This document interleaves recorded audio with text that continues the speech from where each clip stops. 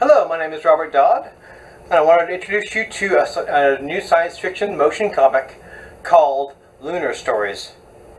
What is Lunar Stories? First, let me tell you why I want to make it. These are the kind of stories that I myself want to watch and read, but no one is making them. Hard science fiction stories about a life in space that aren't based on fantasy or magical technology, but the sort of thing we humans ourselves could actually do before the turn of the 22nd century. Realistic fiction about space. If watching Lunar Stories inspires people to help make this future the actual future, that would be great.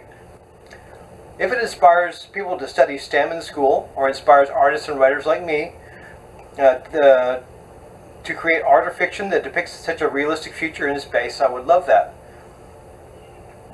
But mostly these are the stories that I myself want to watch and read, and I'm not seeing them. They either aren't out there or they aren't out there much. Lunar Stories is a series of tales about the Lunar Geologic Survey, a manned resource exploration on the moon, which also occupies a permanent base on the moon. It is the development of a fiction idea I had years ago and never wrote, but which I did a ton of research and development on. These are stories about human beings who are risking their lives for a human future in space. They are humans instead of machines, because I believe that robots, great as they are and inexpensive as they are, will never have motivation and will never be ambitious and will never dream. Space will never be part of the human reality until we live there. Therefore, the story uses humans, not robots, as explorers. And if we're going to inhabit space, we might as well begin at the beginning.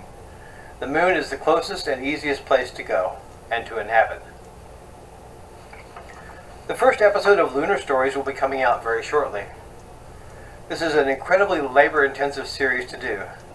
If I were to get paid by the hour, an episode would cost thousands of dollars.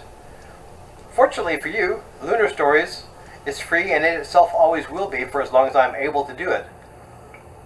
For the time being, I'm able to devote that amount of time to making Lunar Stories without compensation. However, if you want to see more of this kind of scientific science fiction in the future, and would like to support my efforts in making it, please visit my Patreon page by clicking on the link in the description. Patreon patrons get access to exclusive content like developmental material that doesn't make it into the episodes, special artwork, and my meditations on all things lunar. Please help these stories continue. Thank you.